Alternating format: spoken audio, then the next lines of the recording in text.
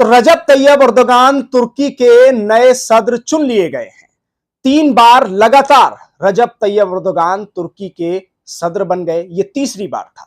और जैसा कि आप जानते हैं, मेरे साथ इस वक्त डॉक्टर तस्लीम रहमानी साहब मौजूद हैं। इन्होंने कल INN चैनल पर जो हमें इंटरव्यू दिया, उसमें यह दावा किया था कि 52 से लेकर और 55% रजब तैयब एर्दोगान को मिलेगा। यह जो आंकड़ा था, यह पूरी तरह से सच होता नजर आया।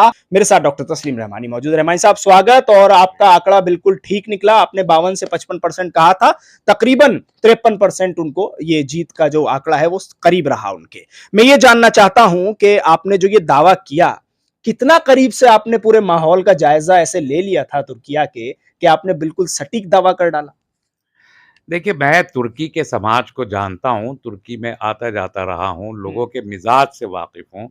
और दूसरा ये कि मैं सियासी आदाद-ओ-शुमार को पढ़ने का काम है मेरा। मैं हमेशा से अपने मुल्क के छोटे-छोटे इलेक्शन के भी आदाद-ओ-शुमार पढ़ता हूँ, उनके भी पढ़ता हूँ और मिज़ाज का अंदाज़ा है। इसलिए जो पूरे इस पिछले डेढ़ 2 महीने के दौरान जो कैंपेन तुर्की में चला इलेक्शन का, वो भी नज़र में था।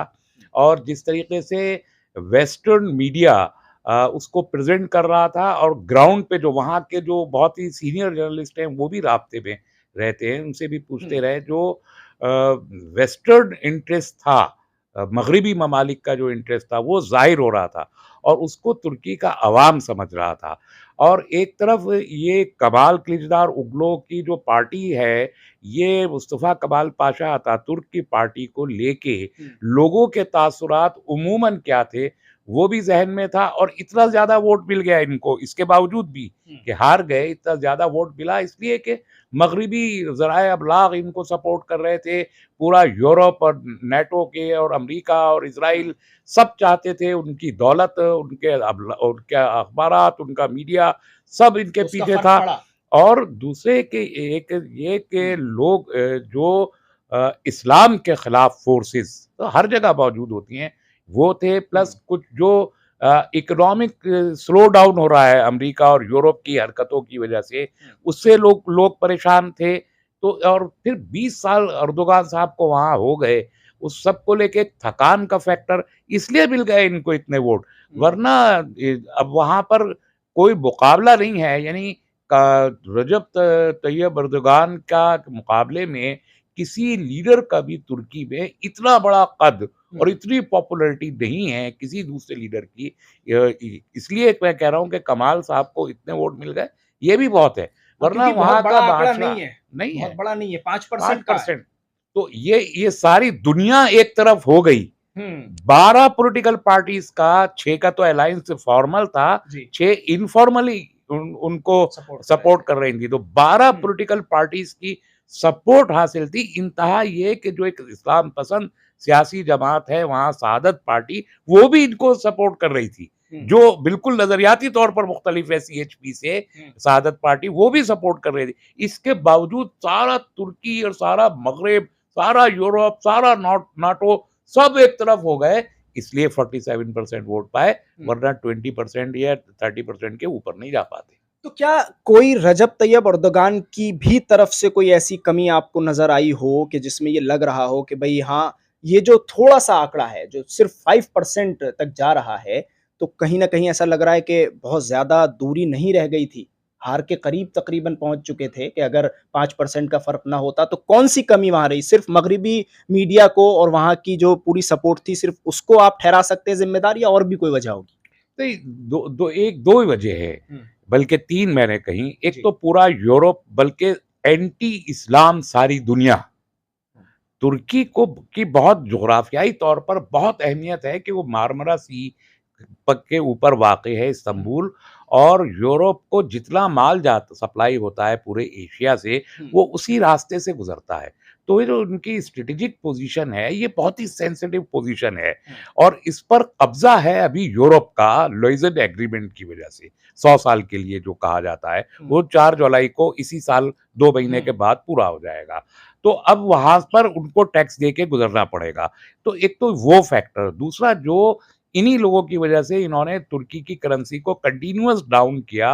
वहाँ पर जो खाने-पीने की चीज़ों के रेट बढ़े, वो एक फैक्टर जो एक आम अर्बन सिटीजन को होता है कि एक फैक्टर के साथ हमारी कॉस्ट बढ़ रही है और इनकम कम हो रही है, तो वो फिर किसी भी आइडियोलॉजी को नहीं देखते, वो अपनी इनकम और कॉस्ट को देखने लगते हैं। तो इसलिए आप देखिए कि अर्बन एरियाज में एर्दोगान साहब को 2-3% वोट कम मिला है। यहाँ से फर्क पड़ा है। जो आप इस्तांबुल, जहाँ 25% आबादी है पूरी तुर्की की, इस्तांबुल में रहती है। दूसरा बड़ा शहर अंकारा है जो राजधानी है, तीसरा इज़मिर है। तो इन तीनों शहरों में जो अर्बन एरियाज हैं, यहाँ वोट एर्दोगान साहब को कम मिला इकोनॉमिक स्लो डाउन की वजह से। तो यही फैक्टर है। तीसरे पूरा का पूरा अपोजिशन एक नया लीडर लाना चाहता था उनके मुकाबले में, तो उसके लिए भी कुछ वोट इनको ज्यादा मिले। तो क्या आप सिर्फ इतना समझते हैं कि ये एंटी इस्लाम फोर्सेस की हार है, रजब तैयब एर्दोगान की जीत? नहीं, ये तुर्की के का जो रिवायती और तारीखी मिजाज है, ये उस मिजाज की जीत है।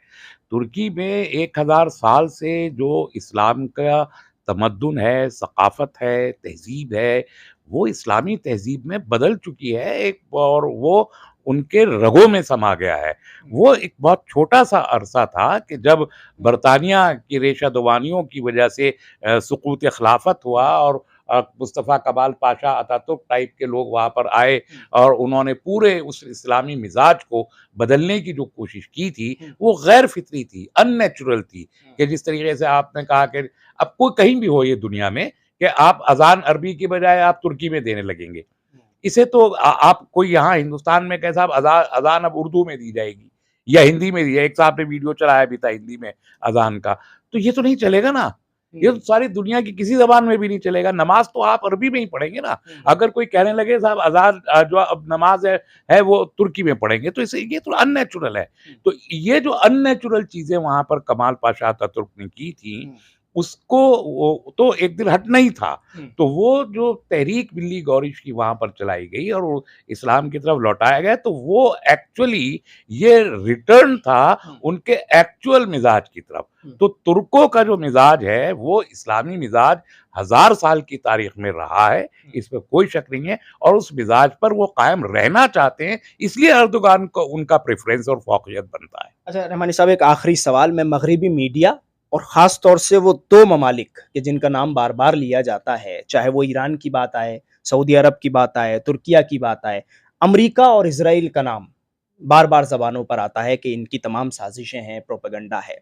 अब जबकि अमेरिका और इज़राइल दोनों के जो प्रोपेगेंडे हैं, वो कोई भी काम नहीं आ रहा है। आप ईरान और सऊदी की अगर बात उठाकर देख लें, तो लंबे समय तक दुश्मनी चलने के बाद अब पैक्ट हो गया, दोनों एक हो रहे हैं। उसके बाद अब तुर्किया में एक बड़ी जीत हुई इन तमाम चीज़ों को देखते हुए भी। तो अब आपको क्या लग रहा है इन दोनों ममालिक का होने क्या वाला है?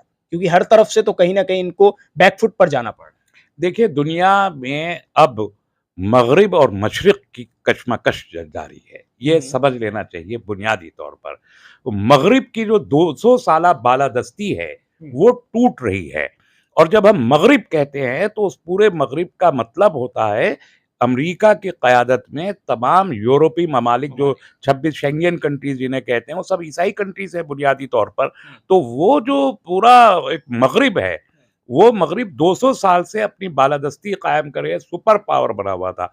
अब वो पासा पलट के मशरिक की तरफ वापस आ रहा है, और ये समझना चाहिए कि मशरिक जिसका मेजर पार्ट एशिया है, और एशिया में 55 ममालिक हैं, 60% से ज़्यादा दुनिया की पॉपुलेशन एशिया में रहती है। रिसोर्सेज पानी हो, हवा हो, मादनियात हो, एग्रीकल्चर हो, सब कुछ मशरिक में मौजूद है। तो अब चाइना, रशिया की जो ये एक दोस्ती है, और उसके साथ में यूक्रेन के साथ जो कशमकश है, वो सब ये ज़ाहिर कर रहा है, फिर रूस का, ईरान का, और फिर तुर्की का, और वेस्ट एशिया के तमाम अरब ममालिक का, चीन और रशिया के इस ब्लॉक में शामिल होना, ये ज़ाहिर कर रहा है कि ये कशमकश जो है बुनियादी तौर पर मगरिब और मशरिक की कशमकश है, जिसमें मशरिक अब अपनी बालादस्ती कायम करने की जद्दोजहद करने के लिए एक अंगड़ाई ले रहा है। शुक्रिया रहमानी साहब, पूरे मुद्दे पर INN चैनल से बातचीत करने के लिए।